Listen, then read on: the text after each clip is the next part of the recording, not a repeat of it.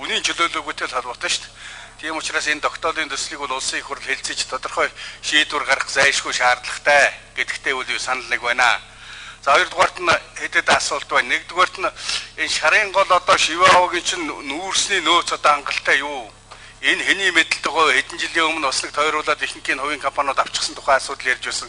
Одоо 5 дахь хүүсвэрийгээр нь хэрэглээвэл их бий болох нь ш. Тэгэхээр энэ нүүрсний нөөц хэдэн жилийн нөөц төрийн мэдэлд байна вэ гэсэн нэгдүгээр ийм асуулт байна. За хоёрдугаарт нь энэ тэр баррикад нүүрс угаах үйлдвэрүүдийг төр хувийн гэрчлийн хамтын ажиллагаагаар хэрэгжүүлж болохгүй байгаа мó бүгдийг нь одоо төрийн нуруунд дээр л авах гэдэг юм. Жишээлбэл одоо тэр мянганы сорилын сангаас 40 сая долларын төсөл хэрэгжил гэж байна. Энэ чинь бол энэ хувийн гэрчлэл рүүгээ энэ юмнуудаа шилжүүлэх боломж байхгүй байгаа мó.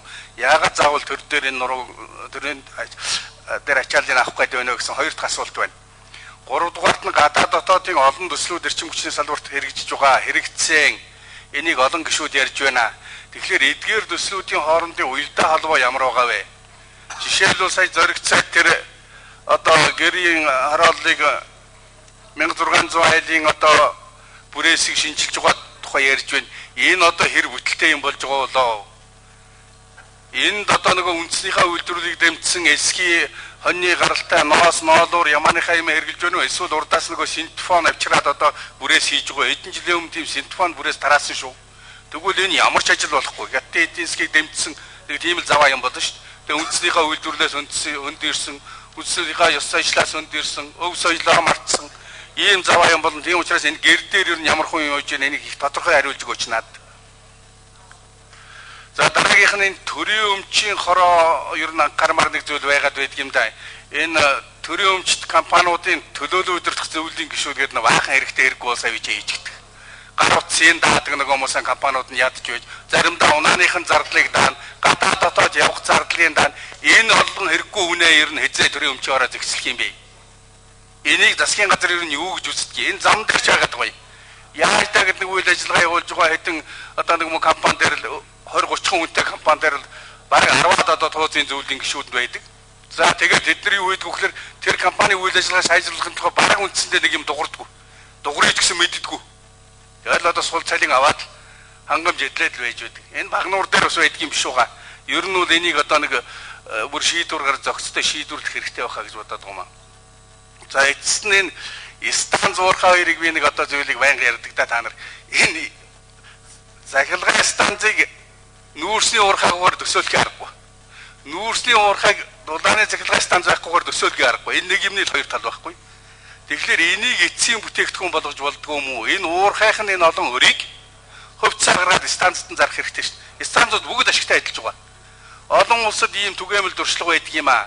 Тийм учраас энийг одоо энэ тогтоолын төсөлд оруулж бүр одоо далайстай арга хэмжээ авч ингэ шийдэхгүй бол ерөөсөө энэ гишүүдийн яриад байгаа тэр шахааны бие сенетрэ гэдэг чинь бас ортой. Станц нь харьцангуй ашигтай ажиллаад байгаа шүү дээ. Хаана алдагдал байна уу? Одоо уурхай дээр л байгаа. Тийм учраас энийг одоо анхаарч үзэж болохгүй юу гэж. За тэр багнуурын нүүрсний уурхай 1 тонн нүүрсийг 25 мянган төгрөгөөр бэлтгэж байгаа тухай асуулт ирсэн. Энэ нь тэр тоног төхөөрөмжийн илэгдэл хоригдол энэ зээлийн чи юм суугаагүй байдаг юм уу? Өөрийн өртөг дотор нь бүрдэл дотор нь суугаагүй байгаа юу? Энэ оруулалт тооцсон уу, тооцоогүй байна уу гэсэн ийм хэдэн асуултанд хариу авах гэж бодож байна. Баярлалаа.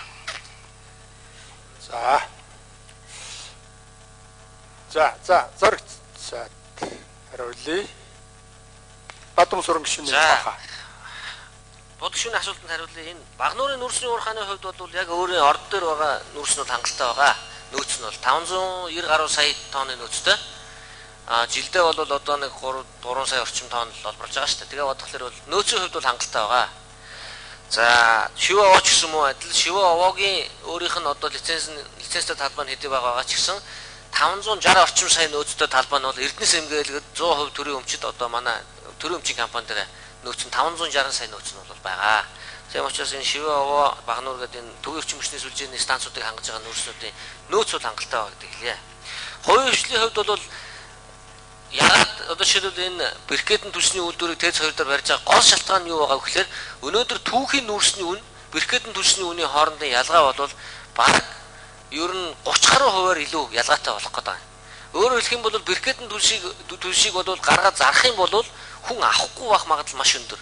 Дарамт одоо худалдаа авахчдаар ирэх маш өндөр байгаа учраас төрийн өмчийн үйлдвэрээр хийлгэж байгаад тодорхой хэмжээний татаасыг одоо бид нар өгж байгаад тэгжээж явандаа одоо ховчлнаа. Түүхийн үрсийн хэрэглээг бүрэн хорж ээж хүмүүсийн хэрэглээ бүрэн болсныхын дараа бид нар энэ одоо ТЭЦ 2 дээр хийж байгаа энэ үйлдвэрийг хувийн хвшилж шилжүүлнэ. Өнөөдөр жишээлбэл энэ төгрөг нуур дээр энэ шарын гол дээр явагдаж байгаа энэ үйлдвэрүүд энэ хувийн хвшлийн үйлдвэрүүдийн үйлдвэрлэж байгаа энэ бүтээгдэхүүнүүд нь бол үнэн өртгөн өндөр байгаа учраас одоохондоо бол бүрэн хэмжээгээр өргөн хүрээтэй зарагдахгүй байнамаа.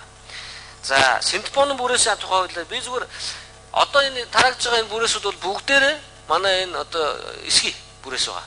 Гэхдээ нэг сонин одоо феномен байгаа шүү, парадокс. 1500 зүгээр гэрийн бүрээс худалдаж аваад энэ өвөл энэ төслүүдийн шугамаар бас хөнгөлтөө үнээр хотод ингээд хотын гэр хороолуудаар утааг бууруулах зорилгоор ингээд тарах гэсэн чинь нийлүүлэлт нь гацж шít. Нийлүүлж чадахгүй хэмжээнд хүрж шít манай энэ үйлдвэрүүд. Тэгээ хэрэглээр бол одоо бас нэр үнэхээр энэ яг хөө мэдээж энэ гэрийн бүрээсийг эсхий бүрээсээр бол бид нар авч байгаа, тэрийг түгээж байгаа. Гэхдээ хангалттай хэмжээнд бас үйлдвэрлэж чадахгүй байгаа шүү. Яг үнэндээ бол одоогийн байдлаар. Тэгвэл энийг бол бид үйлдвэрлэгч нь буруутгах байгаа юм биш. Мэдээж яг сайн чанарын, сайн бараа бүтээгдэхүүн үйлдвэрлэж байна. Тэрийг аваад бид нар түгээж байна. Гэхдээ энэ салбарт бол бид нар бас анхаарал тавьж цаашдаа үйлдвэрлэлийг өргөжүүлэх талаар бол харин анхаарах хэрэгтэй юм байна лээ. Зүгээр Синтепоны бүрээсийг муу сайн гэж бид нар энд бол бас их ярьдаг нь бол мэдгүй. Одоо зах дээр одоо хэрэглэгч нар аваад хэрэгдэл явж байгаа. Зах дээр бол зарагддээ шүү дээ. Өөрөө хэрэглэгч нь өөрөө хэрэгжилж гэнэ үү болж гэнэ үү гэдээ бол хараад авж байгаа нь бол бас энэ хэрэглэгчийн өөрийнх нь бол одоо худалдаа авах чадвар, худалдаа авах одоо болцоо чанард нь бол нийлүүлж л өөрөө энэ хүмүүс нийлүүлж байгаа хаа.